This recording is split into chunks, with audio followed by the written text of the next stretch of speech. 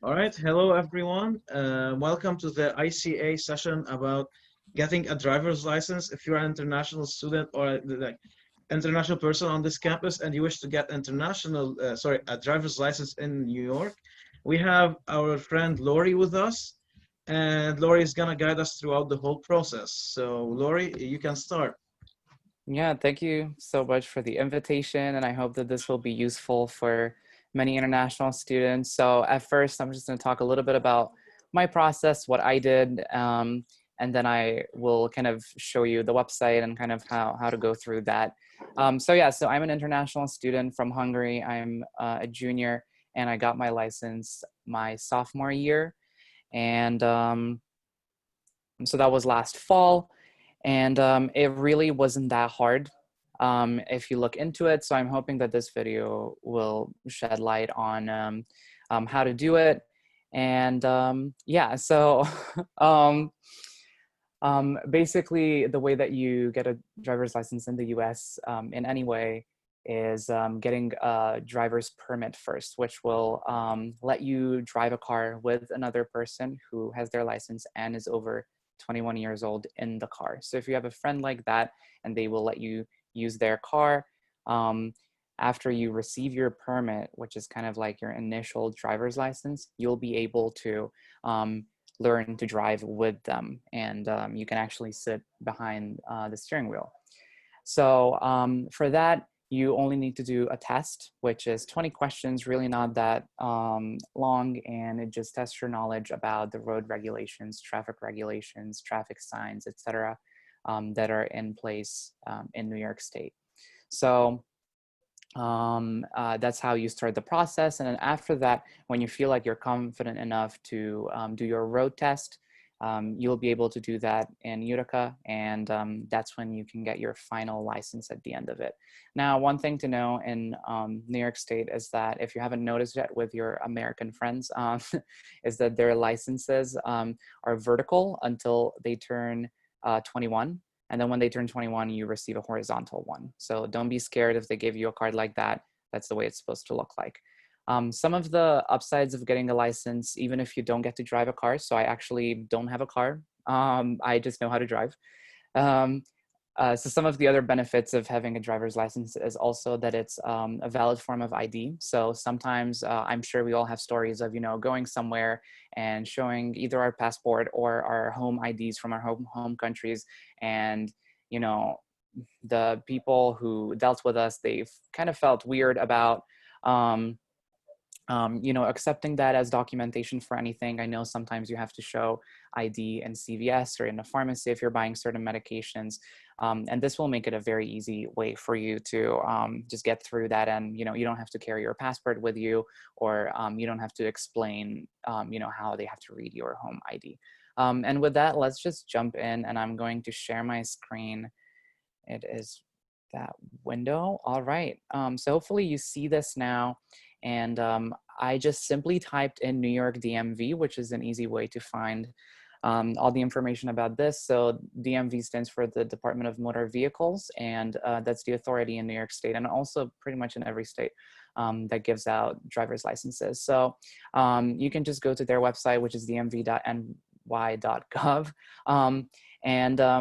So I'm going to make this video, so hopefully in the future this will be useful for people who live in non-COVID times. So all I'm going to say is, just please go through this whole website and see the alerts that they have, see how they operate, and make sure that you are working with them in accordance with their guidance and guideline. All right, so we're just going to go to licenses, permits, and IDs, which is the first menu option up here.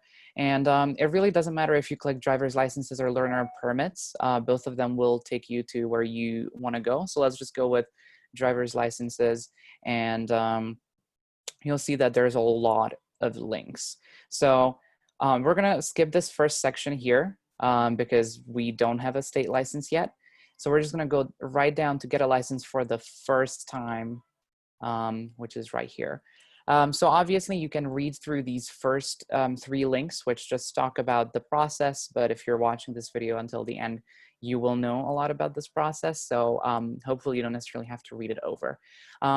For the types of licenses, if you want like a generic one that will allow you to drive a car, like a personal vehicle, you will get a Class D. That's D as in Dunham. So again, you can definitely read through these, especially if you, let's say, want a motorcycle license or anything like that. But otherwise, it is just assumed that you will get a Class D. So let's get into license requirements. And this is where we kind of, start the application, quote unquote. So I am not going to check vision requirements in this section because I am not visually impaired in any way. But you can definitely go ahead and check that if you feel like that's something that you need to be aware of. They basically just need to know if you're using your if you have glasses or contacts or anything like that, just so they can put that on your driver's license. So we're gonna go to proofs of identification and make sure that we have everything, when you go to the Utica DMV, which is which is in, oh my gosh, 321 Main Street, I think, which is, which is the train station. So you've probably been there if you travel to Hamilton using Amtrak. But yeah, so we're just gonna start looking at these and, kind of compile a little list of what you need to have on you when you go there to take your test, because that's going to be your first interaction with the DMV. So yeah, let's just click on find the documents you need. First, it's going to ask us what we want to do. We want to get a learner's permit. Again, that's kind of like the precursor to your driver's license. And it says non-driver ID, which is something you can also explore. And that can also help you with what I just talked about, benefits of having a regular ID.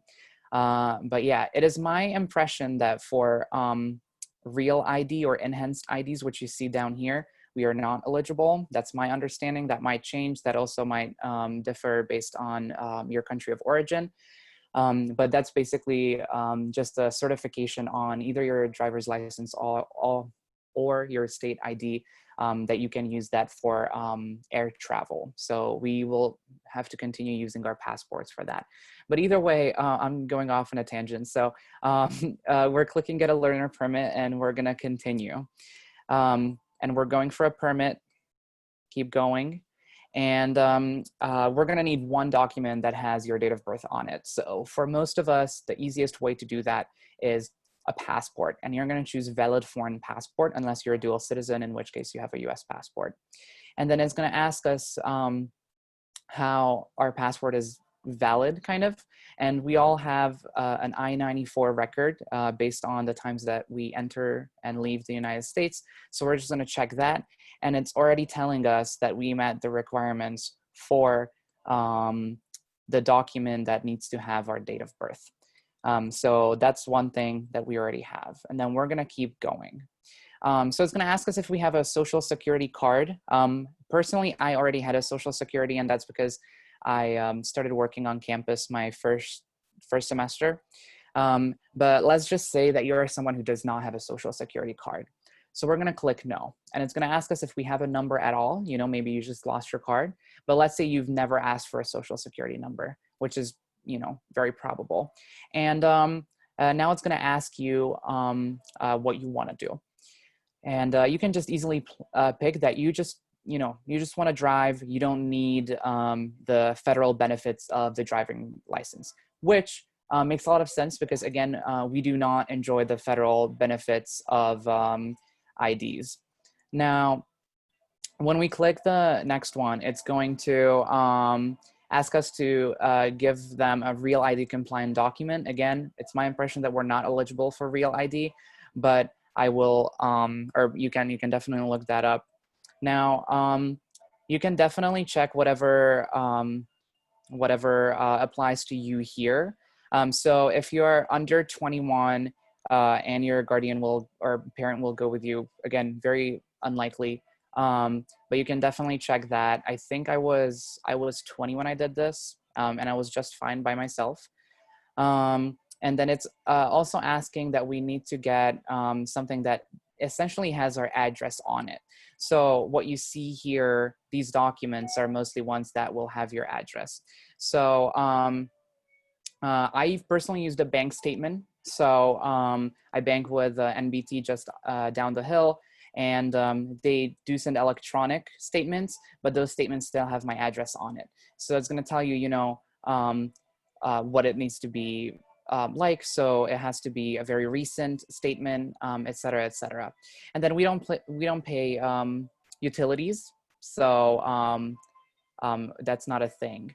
And you can see that there is just a very long list of things that you can bring, and you can check everything that you have, and that's probably very, excuse me, advised. So let's see. Let me think what I checked.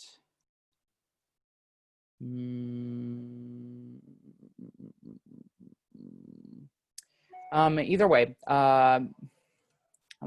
So I definitely did one of my W-2s. So let me just go back here. And if you are done with your first semester at Hamilton and you are preparing your taxes in the spring of your first year, you'll already have a W-2 on hand. And these W-2s, again, have your address on it. So that's another one that I checked, and you could see I closed that little window, but you could see that it already said that I met the requirements. And again, you can definitely go through and read what's what. And there's also an option where you only have a bank statement or only one of these. And see, you can also take your college photo ID card with an official transcript. I also did that because I wanted to be really, really sure that they will give me my permit. So I also asked for a copy of my transcript, and I took my Hell card with me. But yeah, either way, let's just continue and keep this going. So here, I would assume we all say yes. I know that personally I go by my nickname, but all my important documents are of my legal full name. So yes, let's just go with that. See, it's going to give you a little checklist of what you need to bring to the DMV. So it's gonna, and I actually printed this list and I made sure to have everything with me. It's gonna tell you which documents you said you have and will be bringing. And then it's also telling you what we talked about, that you're not eligible for a real ID. So again, you don't lose any benefits because we're not eligible for that. So it's kind of just assumed. And then there's an application here, an application form, which it will also draw your attention to. So let's just click on that and see what's what. Very simple form. And as you can see, my screen is lighting up. I can already fill it out. So I can just download it. And on most computers, you'll be able to put in what you are doing and what, eye color, everything like that. You might need to measure yourself so you have your height and all of that. And then you can see that your social security number is required if you were ever issued one. Again, you don't have to have one. Now there is an organ donation box here at the bottom, which personally I did not fill out because I did not think that I was eligible for that, or if that was, something that could legally be done. I wasn't really sure about it. So I said, I would rather not do it. And also probably, if something happened to me in an accident, I would probably want my parents to be able to have me back in one piece. But again, that's just kind of the thoughts that were going through my head. So you can definitely sign it and sign up for that if you would like to. And there's also voter registration things. I'm assuming none of us are eligible to vote. So please, don't commit any type of fraud over there. Yeah, so that's pretty much how it is. And there's a bunch of other questions. You would also have to talk about your eyesight in here and everything like that. Pretty easy form. If you have any questions, you can definitely reach out to older international students or ICA, and they will definitely help you with how to fill out this form. But let's return to our little checklist. And then it's already drawing our attention to the written permit test, and that's the 20 question one I was referring to. And it says bring money for fees that range from $68 to $120. So that will change, I think, based on location. For me at Utica, it was $80. And that $80 includes the processing fees and anything related to the written permit test, and also 2 road tests. So you can fail your road test once and go back without having to reach into your wallet anymore. So, and it's already giving us the option to find a DMV office. Again, our closest one is in Utica, but if they don't have availability, or if you want to go to another one, there's a good couple others around us. So there's one in Old Forge, which is pretty far, Herkimer, Syracuse, and yeah, that's some of the closer ones. But yeah, so let's just go on to the written permit test and see what that's all about. The website that I'm on right now, you can also find from the main page where we started from. So if I just go back there, let me skip back to driver's licenses. And so we were here, license requirements, we checked our proofs of identification, and then we're just gonna go down to resources. And hold on. Might not be under resources. But yeah, it's I think it's under get a driver license. Yeah, so you click on this, and again, it talks about the classes of license, and you're going to be D, and it will tell you about the learner permit and how you're going to practice for that. But yeah, so we are here, and you already have the manual right up front. And it will give you, this is the document, it's about 70 pages, which has everything in there that you need to know for your test. So if you read this through, really easy read. I'm pretty sure you can finish it under an hour if you're paying very careful attention to it. But yeah, so it just talks about, what you do in a crash. And then it talks about different signs, how to act around emergency vehicles, what to do if a school bus comes by, how to park, literally everything. And it also talks about some very specific things to New York State. So I believe there are specific regulations for how to interact with farm vehicles on the road. So if you see a tractor, what are you supposed to do? Can you get in front of it, etc. And then it also talks about alcohol and the importance of that. Will let you know how you can prevent skidding and all of that in the snow or rain, and how you're supposed to act in this. Now, for me, when I was reading this, it was a little bit intimidating at some turns, especially with the snow conditions and everything like that. And I was like, oh my gosh, how am I going to drive around in the snow? And it's actually it makes a lot of sense, very sensible how it works. And a lot of, I was in this physics class once, and we talked a lot about how cars work and how they skid and all of that. And it made a lot of sense then too. Little story time. Either way, so let's just go back. So that's the manual. You can download it. You can print it if you'd like to, but be environmentally conscious. And then there's practice tests.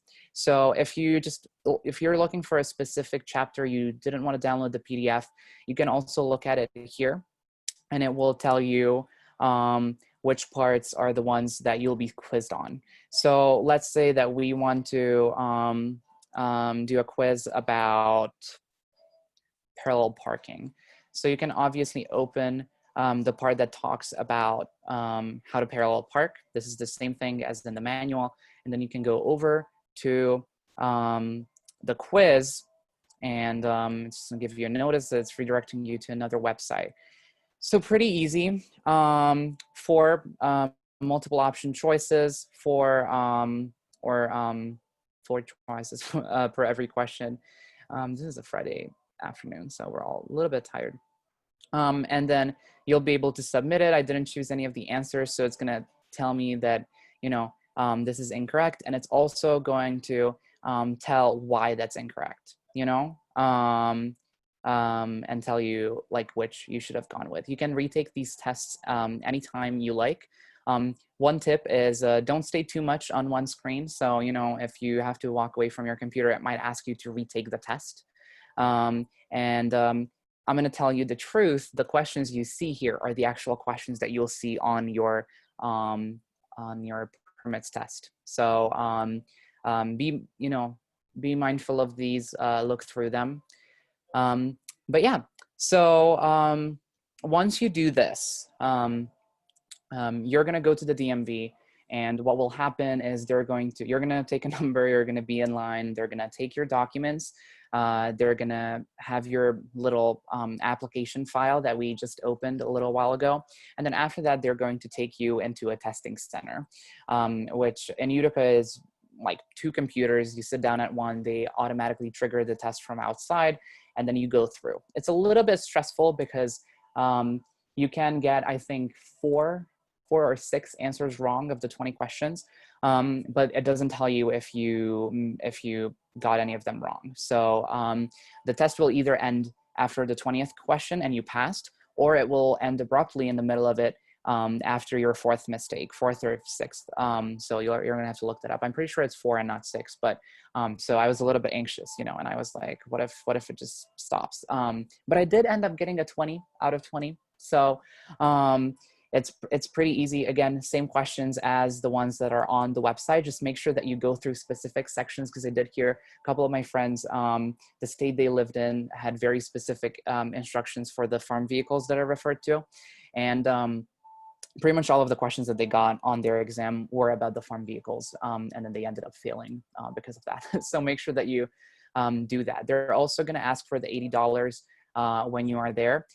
And when you're done and you passed, they're going to make you the permit. So they're gonna take a picture of you to make sure that you look pretty. My hair was really grown out, and I do not look pretty on my picture, but make sure that you're wearing something and that, you know, you're picture ready. And when that happens, I'm actually probably gonna stop sharing my screen. I'm just gonna leave it for now and see if there are any questions at the end so I can look more into it. But yeah, so you're gonna receive that little document either right there when they print it out for you, or in the mail in about a week. And once you have that, what happens? So the permit will allow you to drive a car as you know, as long as there is an adult in the car who has a license. Now, this is where things get a little bit tricky. And as we all know, there's a lot of privatized insurance and all of that in America. That's a really big thing. So people will hesitate to let you drive their car, even if you are in it, because if you crash it, you're not part of their insurance. So that will be, you know, costly for them. And obviously they're not implying that you will crash their car, and, you know, you can definitely start out in a parking lot, et cetera, et cetera. But just, you know, be conscious of this, that there are financial burdens at stake when you drive somebody else's car, even if they are with you. So be mindful when you ask your friends, and definitely find someone who is older than 21. I know some of us participate in the International Friendship Program, where we have quasi-host parents. So they might be, you know, helpful in that aspect, and they might let you drive their car and teach you how to drive. When you speak to your American friends, most of them will tell you that it's their parents usually who teach them. But if you don't have that option, and I didn't have that option, because all of my friends that committed ended up kind of stepping back and telling me that it was because of the insurance, which is, again, very understandable. So I ended up driving with the Gelotes Driving School in Utica, which is the only one that's close by. So, and they've been in business since the 50s, generations and generations of driving instructors. They will provide you with driving lessons. And again, just to talk about the financials, each lesson takes an hour and it costs $80. Now that's pricey. And so when I did it, I pretty much blew through my savings. But you know, that's kind of what I did. You can also, I think, take about 2 years before you get your license after you got your permit. So you can just hang out with your permit. You don't need to, you're not in a hurry or anything like that. And you can just take your time with learning how to drive. But with Gelotes, their usual price is $75 an hour, because they have to come out to Clinton. They have added like $5 onto it. They have several instructors. They usually don't teach during the winter, and they have reduced staff. So make sure that, you know, you time your driving hours in a way that will also accommodate that, and make sure that there are available instructors in the area. Now we're going on 30 minutes, so I'm gonna speed the end of this up. But yeah, so I found them to be very helpful. They got me out on the road the first class. They know and have worked with a lot of international students at Hamilton. Some of them just graduated. Some of them are still seniors. So they will just pick you up behind Sadov. You'll drive around for an hour. So they're not going to take you to a parking lot. I had to pull out of that circle, not, like with zero experience of driving a car, and I almost hit a parked car. And then they had me drive back to the dark side. We drove around a little bit, and then I almost hit someone at Griffin Road. Either way, that was my first driving lesson. On the third one, they actually took me downhill to Clinton, which was terrifying, like an actual traffic light and all of that. And I believe on the fourth lesson, they took me on the highway to Utica. Well, when I say took me, it was actually me who took us to Utica, because they will seat you in to driver's seat. But yeah, so for me, I definitely was on a budget, as I said before. So I definitely wanted to minimize the number of hours that I took. But at the same time, if you are younger than 18, I believe there is a set amount of hours that you need to do. So make sure to look into that. If you're under 18, if you're under 20, browse the website that I have here, and it will definitely help you with just, familiarizing yourself with the different restrictions. But yeah, and then for the road test, it's pretty simple. And I actually went to the road test with Gelotes, with the driving school, because they offer this service where you pay for 2 hours of class, and they drive you around. Well, you drive for an hour, and then for the second hour is when they take you to the road test site, which is surprisingly just a random intersection in East Utica. So there's literally just a sign that says road test starts here, park here, and instructor will be with you in a minute. And that's what happened. The instructor came back with another car, got out, got into the car with me, and told me where to drive. So that was pretty easy.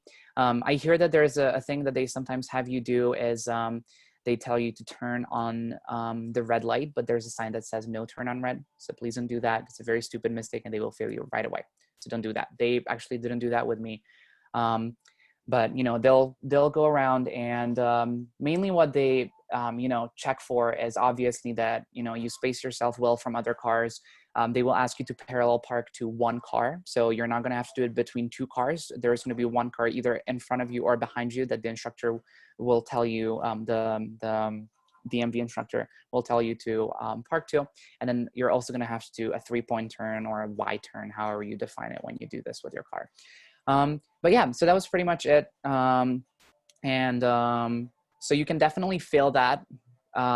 They have a 30-point scale where if you lose all 30 of those, you fail. So I personally lost 15, and that's, I lost 5 because I took a very large turn. So I ended up going over a little bit into the other lane. And then I also got 10 off because I forgot about one step of pulling off of the driveway, and it ended up turning my signal off. You'll understand that when you get there. But either way, it was okay, and I was very thank you so much for tuning in. And again, the video will be available for all of you. But yeah, so just to finish this up, it can be pricey if you can't find someone who will let you use their car. So be mindful of that.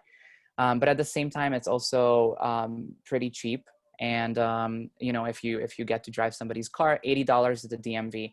And there's oh my gosh, there's a third component that I'm just briefly going to mention, which is the 5-hour course, which is literally a course that goes on for 5 hours. It's insane. But that's just basically a part that just reinforces what you learned on the permit test about alcohol and about safe driving, and the sanctions that you might receive if you are driving under the influence or you get a DUI. So this 5-hour course is offered in New Hartford. That's the closest location they have.